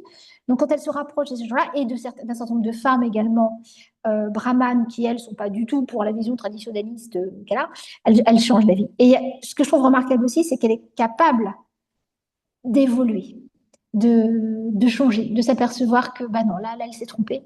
Alors, c'est pas comme si elle écrivait je me suis trompée, mais par contre, il y a véritablement un changement dans les textes.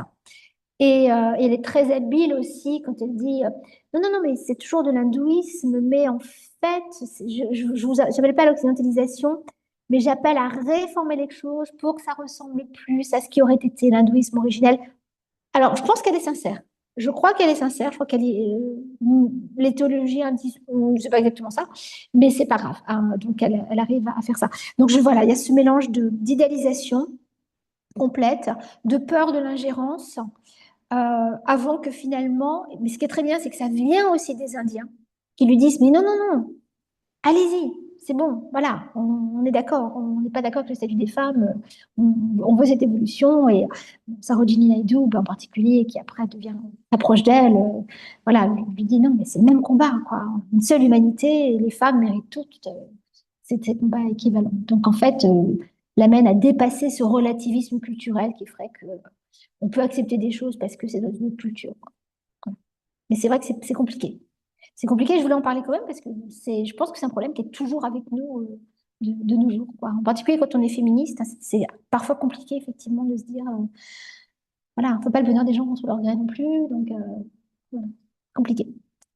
Est-ce que c'est pas aussi son temps d'adaptation, ce temps-là qui a fait d'elle, en fait, l'étrangère indienne et devenant indienne dans sa manière d'être, elle a pu se permettre de critiquer, d'aller plus loin? Ah oui, ça serait intéressant. Oui, parce que finalement, l'idéalisation qu'elle a est finalement l'idéalisation d'une occidentale qui découvre une Inde rêvée. Et pendant un moment, je pense qu'effectivement, ça fait écran à l'Inde réelle. Un peu comme ben, on est touriste, on visite un pays, on trouve tout magnifique, mais on ne connaît pas forcément les coulisses du pays, quoi. Et oui, je pense que plus elle passe du temps en Inde, plus elle fait des rencontres, plus elle change. Alors, il y a quand même un problème, il faut quand même savoir que, alors, bon, elle apprend le sanskrit, etc., mais elle parle pas la langue vernaculaire.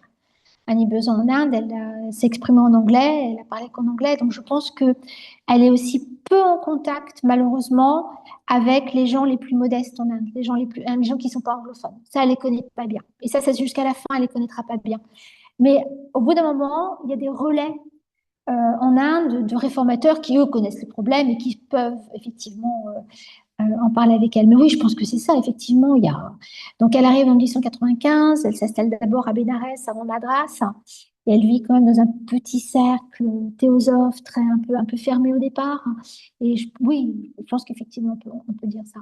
Bah, de toute façon, à la fin, elle est vraiment revenue là-dessus. Elle s'est battue pour les droits des femmes, le droit de vote, et voilà, hein, c'est pas. Mais il y a, voilà, ces petites dizaines d'années là où ça flotte un peu. Ouais, ça, elle a un peu de mal à se positionner, effectivement. Ouais. Est-ce que parfois, en fait, quand on regarde les enseignements, on dit que les instructeurs essaient d'instruire au niveau de la personne. Mm. Et nous, parfois, évidemment, quand c'est enregistré en livre, article et autre chose après, on a tendance à prendre ça comme une vérité absolue. Que la vérité absolue que la personne aurait pu penser ou voir comme une vérité absolue, soi-disant. Mais en réalité, c'était une réponse limitée que l'instructeur a vu convenable pour cette personne en ce moment-là. Est-ce que parfois on peut voir aussi, parce qu'on voit qu'il y a cette évolution-là, est-ce qu'elle aurait pu penser que ça va, il ne faut pas aller trop fort tout de suite et qu'il ne faut pas trop choquer tout de suite? Est-ce qu'il y a ce côté-là qui aurait pu être ou ça n'apparaît pas du tout, Alors, il y a... ça ne c'est pas du tout reflété? Je peux comprendre qu'il a changé d'avis aussi, mais est-ce qu'il y avait peut-être ce côté-là aussi? Alors, il y a un débat entre les historiens et historiennes. Moi, je suis un peu partagée. Après, elle-même, elle use de cet argument-là. Après. Ah, voilà. Mais il y a certains textes qui montrent quand même que c'est au-delà du pragmatisme. Il y a véritablement une idéalisation telle que je trouve que même le système des castes est forcé, justifié, etc. Donc c'est un peu, je pense qu'il y a vraiment une incompréhension. Je crois qu'elle voit plus de spiritualité dans des institutions qui finalement sont des institutions beaucoup plus humaines, trop humaines finalement, et qu'elle les idéalise comme une réponse spirituelle à des problèmes, sans se rendre compte que non, là, on n'est pas dans la réponse spirituelle, on est dans des défauts, comme il y avait des défauts en Grande-Bretagne auparavant, et qu'elle a su la lutter contre. Alors après, elle est plus pragmatique quand il s'agit effectivement de faire comprendre que non, finalement, elle va demander à faire des réformes. Et c'est là qu'elle dit, non, non, mais c'est pas des réformes occidentales, ça reste hindou, voilà. Donc elle dilue un petit peu les choses. Mais bon, après, quand elle demande de l'autonomie de l'Inde, qu'elle va discuter avec les Britanniques pour obtenir le droit de vote des femmes, on est dans une lutte qui ressemble très très fort à la lutte pour le droit de vote des femmes en Grande-Bretagne. Et d'ailleurs, les conférences qu'elle fait en Grande-Bretagne là-dessus montrent bien que c'est le droit de vote des femmes et qu'il n'y a pas de raison que les Indiens n'aient pas les mêmes droits que les Britanniques. Donc là, on se retrouve dans un humanisme finalement beaucoup plus vaste. Mais moi, enfin, ça ne me dérange pas qu'il y ait eu des moments chez elle de doute ou d'erreur, comme le moment finalement où la loi de la population, elle retire la publication parce qu'elle commence à penser que quand même, la chasteté, voilà, c'est bien, il y a un côté spirituel. Et puis au bout d'un moment, elle se dit non, mais ça marche pas. Donc non, non, la contraception, c'est très bien. Et elle revient là-dessus. Mais c'est pareil, là, finalement, il y a des gens qui. Alors après, il faut se méfier aussi parce qu'il y a ces détracteurs, y compris des détracteurs contemporains dans les historiens, qui soulignent énormément ces moments comme ça où elle revient à certaines choses et qui en font beaucoup trop dans l'autre sens, qui sont extrêmement critiques. Et là, non, je veux dire, tout le monde a le droit à l'erreur. Il y a des mouvements de balancier un petit peu. Et en particulier, oui, bon, elle retire la loi de la population. Mais bon, c'est un moment et ça ne dure pas. Elle se rend compte que bon, c'est trompé, quoi. Et là, elle le dit, enfin voilà, c'est trompé. Moi, je suis un peu étonnée parce que il y a un livre que je lis en ce moment pour un audio-livre qui s'appelle La vie occulte et l'homme. Et j'ai signalé à Christa un passage où il parle de la différence entre l'homme et la femme.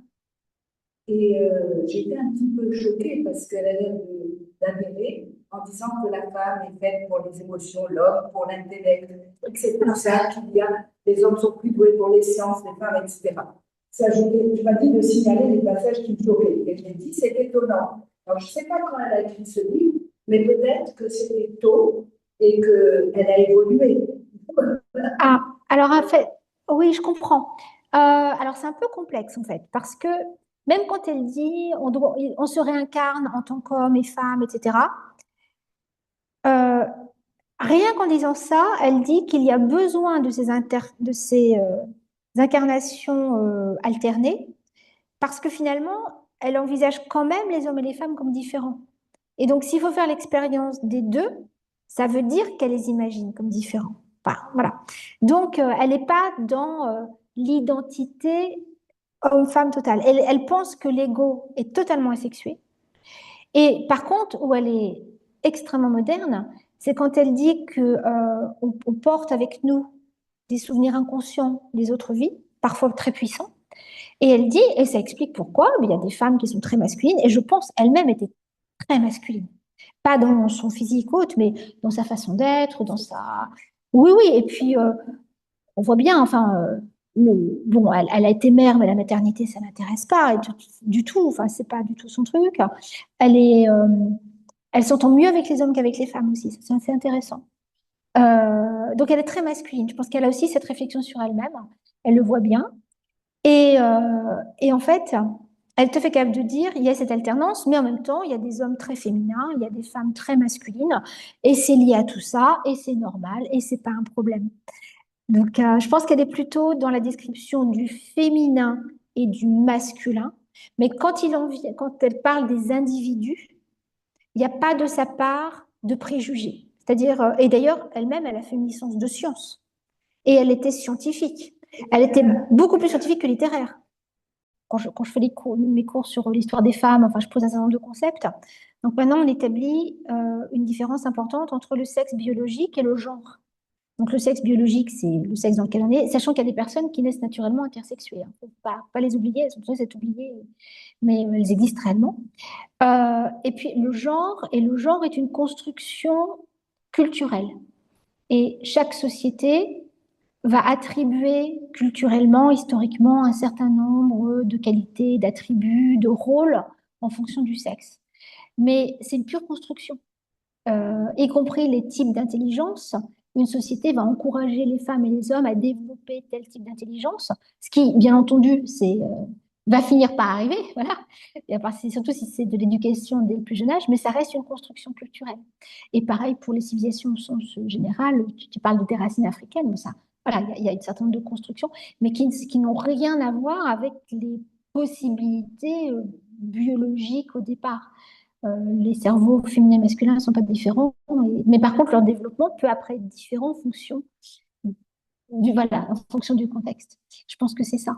Mais ça, du coup, je pense que quand elle parle effectivement de ces différences hommes-femmes, elle parle pour moi du genre à l'époque, c'est-à-dire que une âme qui va naître dans un corps de femme à l'époque victorienne va se retrouver confrontée à ou avoir à développer telle et telle chose parce que c'est ce qui est attendu dans ce contexte-là. Et ça peut être une expérience intéressante. Et ce qui peut expliquer qu'elle n'est pas forcément critique parce qu'elle est toujours en train de décrire la construction culturelle de ce moment-là et donc qui va être l'apport de ce moment-là. Voilà. Mais à côté de ça, quand elle pense qu'elle est George... Voilà, exactement. Quand elle pense qu'elle est la réincarnation de Giordano Bruno, c'est évident qu'elle ne fait pas du tout la même expérience en tant que Giordano Bruno. Voilà, d'un contexte totalement différent. Donc je pense que ça peut être ça aussi, ça ne veut pas forcément dire qu'elle est d'accord avec ce genre de choses. Elle dit simplement, dans ce contexte-là, c'est ce qui se passe à ce moment-là. Et c'est vrai qu'aussi, quand on pense à le fait qu'elle adhère, enfin qu'elle croit bien entendu à la réincarnation, et en plus une réincarnation sur des millénaires, hein, vraiment très très longue, finalement, je pense il y a aussi ce relativisme-là dans le sens où ce que vivent les femmes indiennes, ça paraît si on pense à l'incarnation, un chapitre dans la vie d'un ego qui est beaucoup, beaucoup plus long. Et je pense qu'il y a un petit peu ça aussi. Il y a le moment aussi, il faut qu'elle remette les pieds sur terre et du genre, bon, ok, certes, mais à ce moment-là, il y a quand même des choses à faire pour ces petites filles et ces jeunes femmes.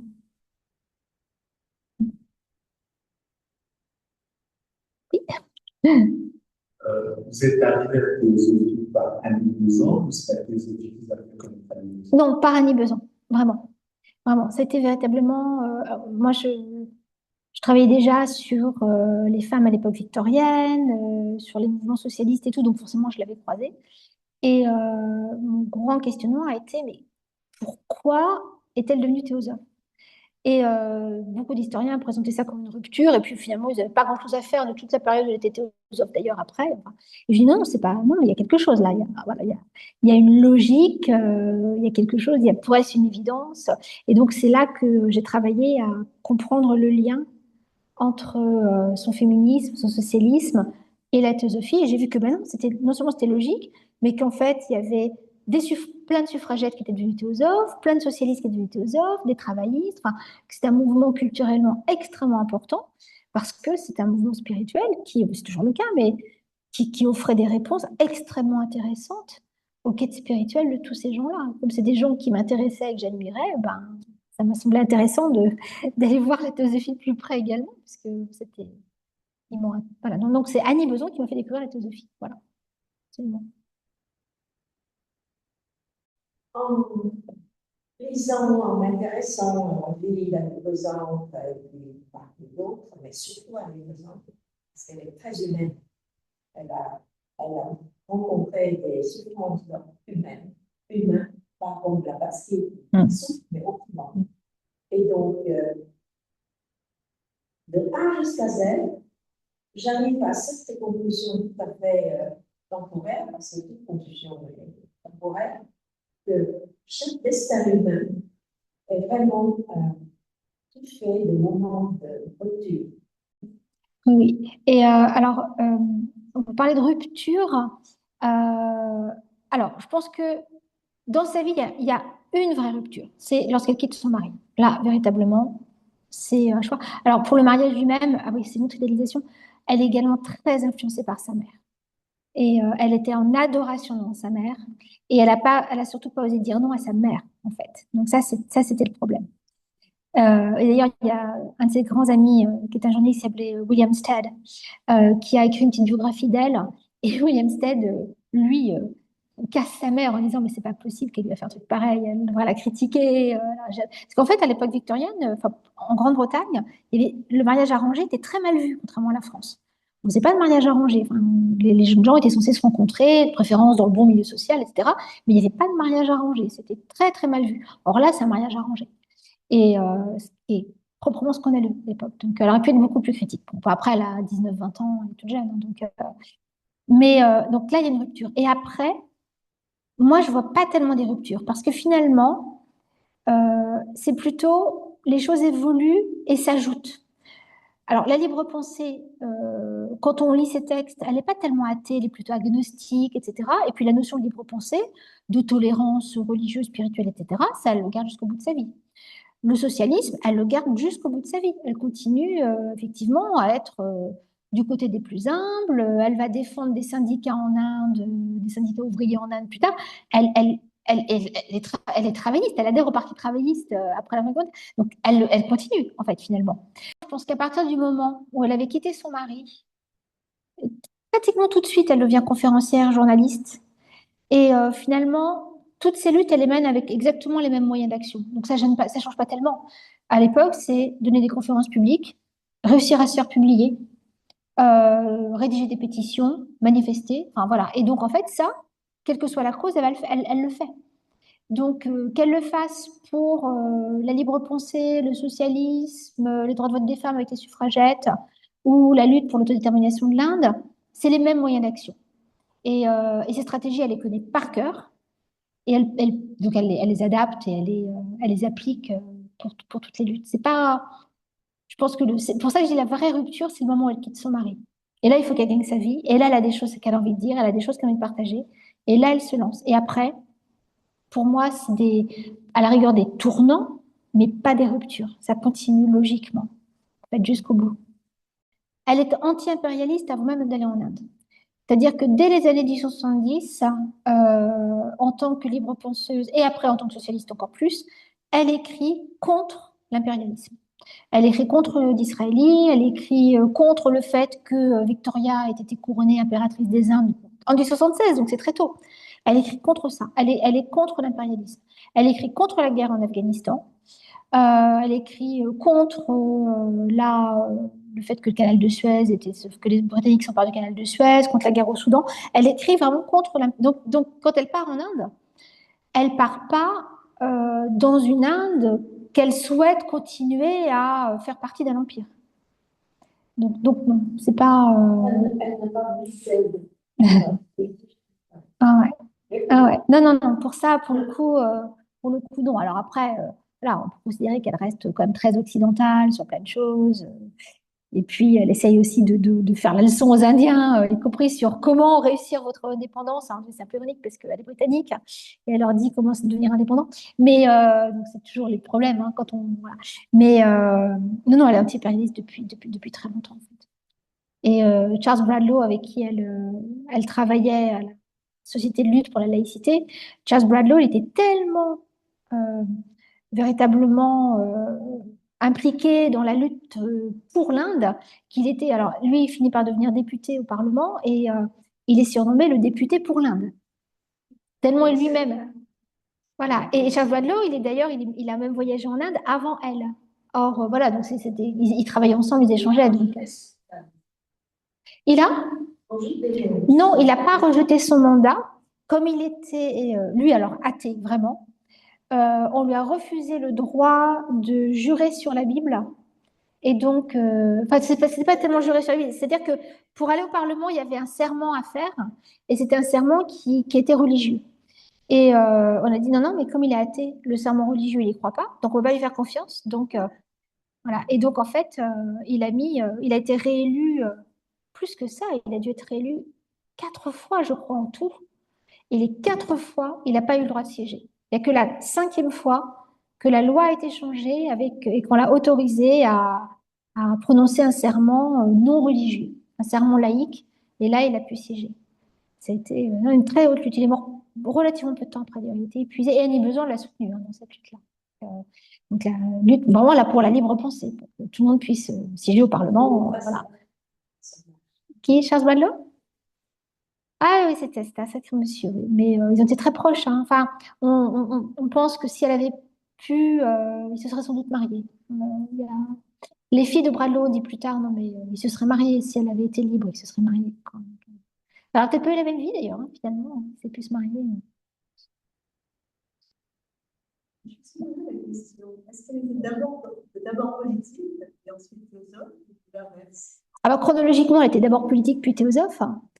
Bah, en fait, c'est peut-être là qu'il y a les mouvements effectivement là, dont on parlait. Je pense que au moment où elle découvre la théosophie, là aussi, hein, c'est une illumination. Hein, voilà, elle lit la doctrine secrète et c'est vraiment une révélation. Hein. Elle rencontre Blavatsky juste après. Enfin voilà. Et donc il y a un moment où la spiritualité l'emporte véritablement. Et donc les combats plus politiques sont un peu mis de côté. Et puis, ça revient vite parce que c'est elle, quoi. Et donc, en fait, finalement, la théosophie, c'est ce que je disais, vient juste donner une dimension spirituelle et une force supplémentaire à ces combats. Mais oui, c'est une femme de lutte, c'est une politique et elle croit à ses valeurs. Donc, à ce moment où vraiment la spiritualité l'emporte, à un moment, et puis, voilà. Qu'est-ce qu'on fait le lien qu'avait les ans?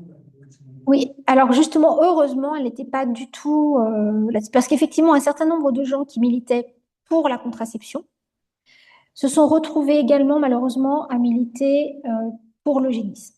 Voilà, donc enfin, le darwinisme ayant mené effectivement à ces théories. Et Annie Besant, ça n'a pas été le cas. Là, pour le coup, il n'y a pas de problème. Elle a fondé avec Bradlaugh un truc qui s'appelait la Ligue malthusienne. Mais la Ligue malthusienne, après, elle est devenue plus eugéniste, mais Annie Besant avait déjà quitté ça. Et voilà. De toute façon, ensuite, la théosophie, finalement, est profondément anti-eugéniste, puisque les âmes doivent s'incarner et vivre plein d'expériences, y compris des expériences parfois de corps souffrants ou de corps douloureux ou des choses comme ça. Donc en fait, il y a pas d'eugénisme dans la théosophie. Le karma se chargeant ensuite des leçons à tirer, mais il n'y a pas ça. Donc heureusement, non. Et j'en suis très heureuse parce que moi, ça m'aurait beaucoup, franchement, j'aurais du mal à travailler sur quelqu'un qui aurait adopté cette. Et par contre, elle a des gens avec qui elle a travaillé effectivement qui eux ont adopté ça, y compris Georges Bernard Shaw. Georges Bernard Shaw a défendu l'eugénisme, et c'est vraiment pas un des moments glorieux de Georges Bernard Shaw, alors qu'ils étaient tous les deux proches dans la lutte socialiste. Et lui, après, a dévié vers ça dans les années 20, mais Annie Besant, là, j'ai jamais trouvé de texte qui, de près ou de loin, appelle à ça. Non, non, elle, clairement, quand elle dit il faut limiter le nombre des naissances, c'est pour toutes les femmes en général. Et quand elle parle effectivement des femmes les plus pauvres, ben, il y a un côté juste logique. Voilà, c'est-à-dire que dans les familles pauvres, le fait d'avoir plein d'enfants, c'est encore plus compliqué. Mais elle ne dit pas, vous les riches continuez à avoir plein d'enfants et vous les pauvres, non. Non, non, c'est véritablement pour toutes les femmes. La grossesse est compliquée, elle est dangereuse, les accouchements à l'époque. Même dans les, d'ailleurs, les femmes qui meurent en couche, même dans les classes supérieures, ça reste très élevé le nombre à l'époque. Ça, la fièvre puerpérale, ça, tout le monde peut l'attraper. Donc en fait, elle fait pas ces distinctions-là. Elle fait pas ces distinctions-là, même quand elle insiste sur effectivement dans les couches populaires, c'est vraiment tragique. C'est pas pour dire il faut qu'il y ait moins de pauvres. C'est clairement pas. Mais c'est effectivement une bonne question, parce que on peut trouver des gens qu'elle a côtoyés qui eux étaient eugénistes, mais pas elle. Ces relations Alors une relation. Alors elle l'a pas connue finalement très longtemps, puisque elle est devenue théosophe en 1889 et Blavatsky est décédé en 91. Mais elles ont été extrêmement proches, bah, déjà parce que Blavatsky s'installait chez Annie Besant. Donc Annie Besant avait une maison dans une proche banlieue de Londres, et sa maison est devenue la loge théosophe finalement. Donc Blavatsky était là avec ses secrétaires. Enfin, ça devait être assez intéressant, je pense, l'atmosphère-là. Il y avait des conférences qui étaient données. Et en fait, Blavatsky, d'ailleurs, a donné le bail de sa maison aux théosophes. Donc, elles ont véritablement vécu ensemble, quoi. Enfin, dans cette communauté théosophe qui s'établit dans la maison d'Annie Besant. Et Annie Besant était dans une admiration totale, uncritical, enfin vraiment pour Blavatsky. Elle l'a véritablement vénéré. Et ça explique aussi d'ailleurs pourquoi Blavatsky était, elle, d'une génération précédente, donc vivant elle aussi sa théosophie et sa spiritualité un peu différemment. Et ça explique aussi pourquoi quand Blavatsky lui dit non, non, mais la contraception, c'est pas bien, ce sera mieux de prôner la chasteté, qu'Annie Besant est perdue d'admiration et en plus, peu de temps, ça dit ça, peu de temps son décès, voilà, accepte de retirer de la circulation son ouvrage. Mais oui, une vénération absolument totale, quoi. Je pense que toute femme qui s'engage, moi j'ai tendance à penser que tout est politique finalement, mais toute femme qui devient une femme publique, qui s'engage, qui lance des mouvements, rien que ça à l'époque, ça a un côté politique en fait, ça a un côté sociopolitique en tout cas. Donc, et puis bon, de toute façon, il y a quand même des choses aussi parce que Blavatsky, elle aussi, s'est prononcée contre l'impérialisme. C'est un positionnement que c'est un positionnement politique, finalement. Donc, mais Blavatsky, ce qui est intéressant, c'est qu'elle avait repéré Besan depuis longtemps. Elle écrit sur Besan, alors que Besan est encore très critique de tous ces mouvements ésotériques qu'elle ne connaît pas encore. Voilà. Blavatsky écrit non, non, mais Besan, un jour, elle verra. Un jour, ouais, ouais. Ouais, ouais. Elle verra, mais et en fait c'est très intéressant. Elle avait bien repéré Besan. Elle a trouvé très intéressante. Elle a bien vu qu'effectivement les valeurs de Besan étaient en adéquation, même quand Besan se disait totalement agnostique, voire athée, il était finalement en adéquation. Et pourtant, c'est vraiment par le texte. C'est donc son ami journaliste William Stead avait besoin de trouver quelqu'un qui fasse le compte-rendu de la doctrine secrète. Et comme Annie Besant, en tant que scientifique, se posait déjà des questions sur le spiritisme, sur un certain nombre de choses, et je me dis, bon, voilà, tu t'intéresses à ça, allez, la doctrine secrète, tu me le lis, tu me fais le compte-rendu. Et Annie Besant a été, voilà, ça a été une révélation pour elle, en fait.